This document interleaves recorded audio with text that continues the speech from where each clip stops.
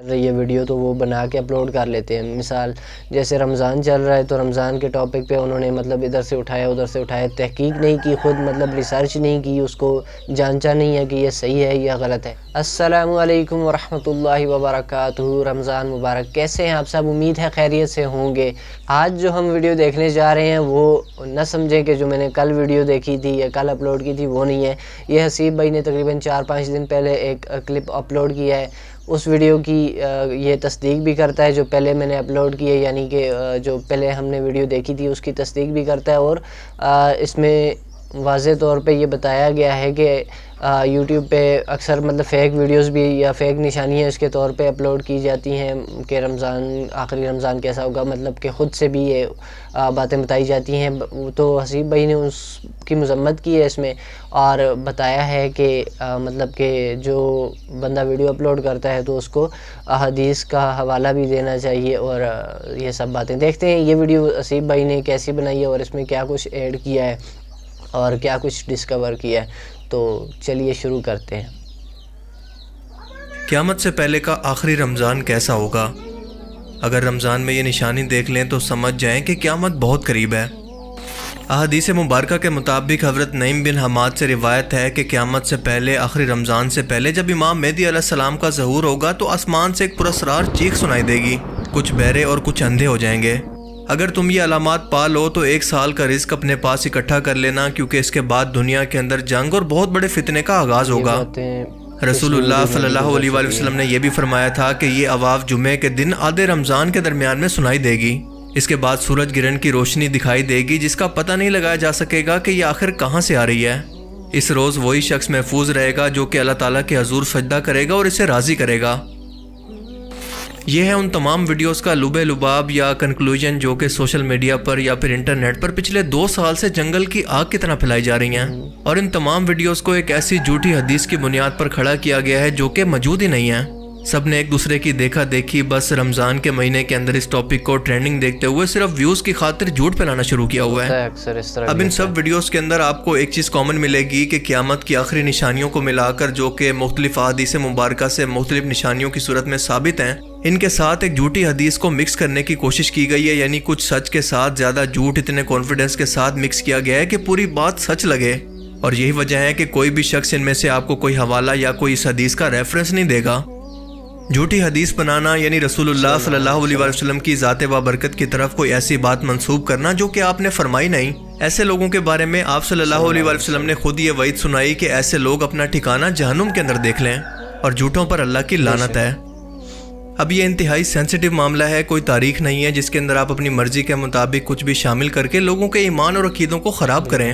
اور دوسرا ماشاءاللہ ہماری بولی بالی عوام جو کہ بنا تحقیق کیے بس ماشاءاللہ سبحان اللہ کہہ کر آگے بڑھ جاتی ہے.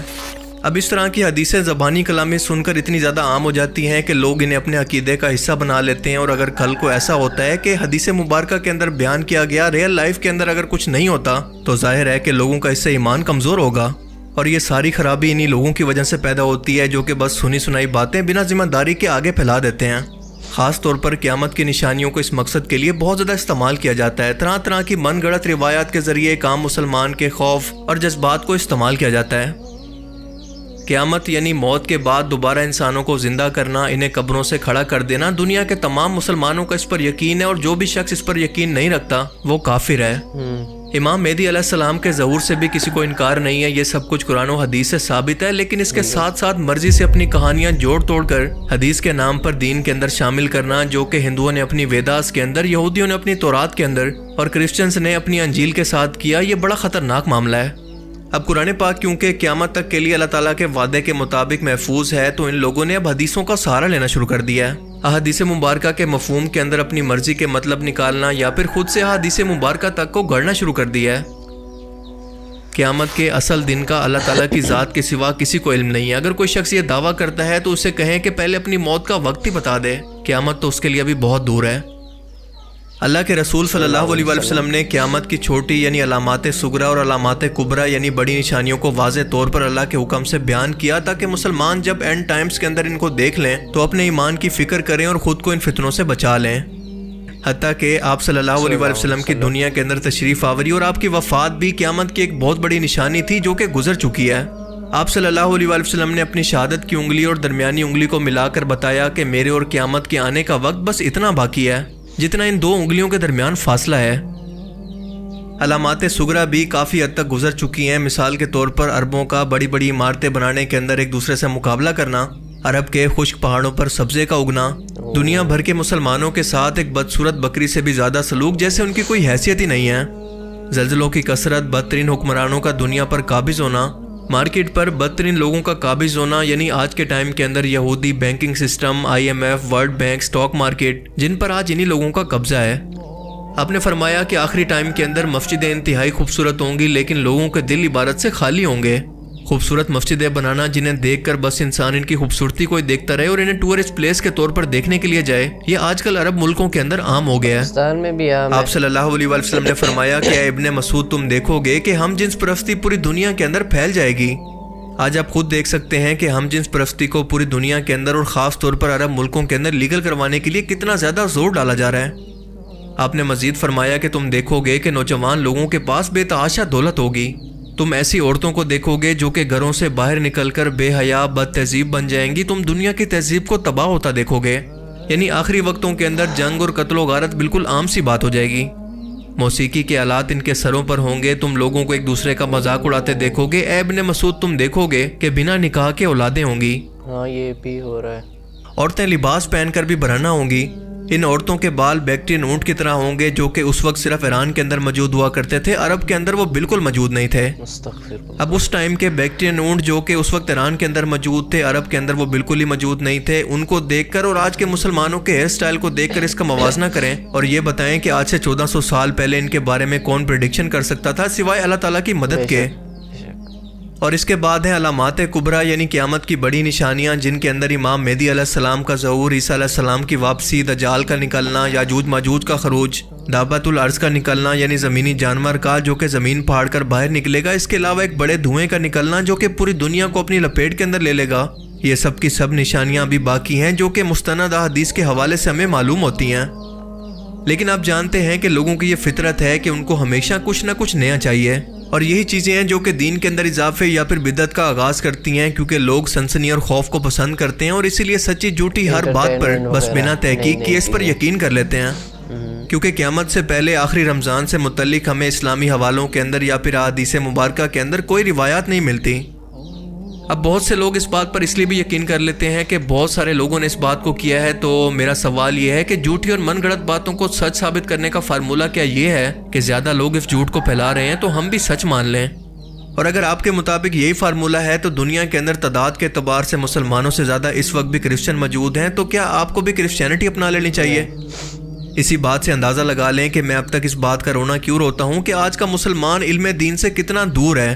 وہ علم دین کو صرف مولوی صاحبان یا پھر مفتی صاحبان کا ہی حق سمجھتا ہے، انہی کی کہی ہوئی باتوں کو آخری دلیل سمجھتا ہے، حالانکہ یہ علماء یہود کا طریقہ تھا جو کہ دین کے ٹھیکیدار بنے ہوئے تھے اور ان کی بات کو حرف آخر مانا جاتا۔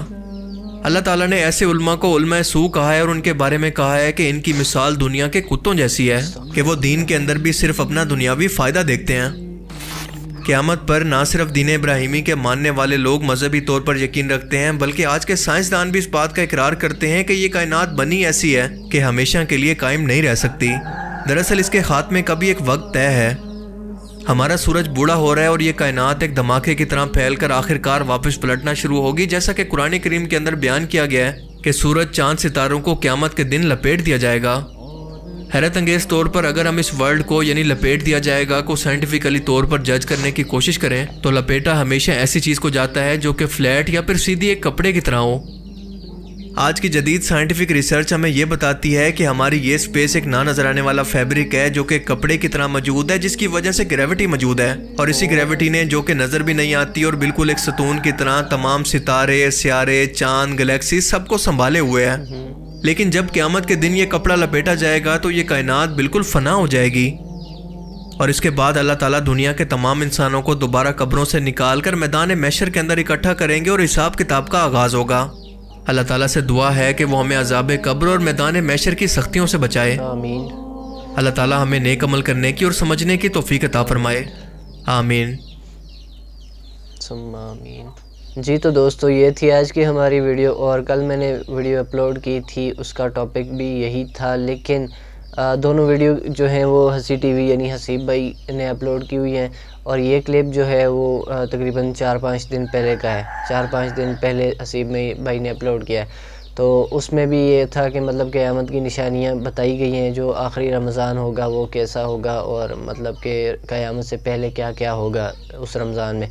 تو اس ویڈیو میں وہ چیزیں ضرور ہیں، لیکن ان کے علاوہ بھی کچھ ہے، اور اس میں حسیب بھائی نے ان مطلب جھوٹے لوگوں پہ بھی مذمت کی ہے کہ جو لوگ مطلب بنا تحقیق کے، بنا احادیث کو پڑھے یا اس طرح ویسے ہی مطلب ویڈیو بنا کے، تاکہ وہ ٹرینڈنگ میں چل رہی ہے ویڈیو تو وہ بنا کے اپلوڈ کر لیتے ہیں۔ مثال جیسے رمضان چل رہا ہے تو رمضان کے ٹاپک پہ انہوں نے مطلب ادھر سے اٹھایا، تحقیق نہیں کی، خود مطلب ریسرچ نہیں کی، اس کو جانچا نہیں ہے کہ یہ صحیح ہے یا غلط ہے، تو اس پہ ویڈیو بنا لی، اپلوڈ کر دی تاکہ ویوز آئیں۔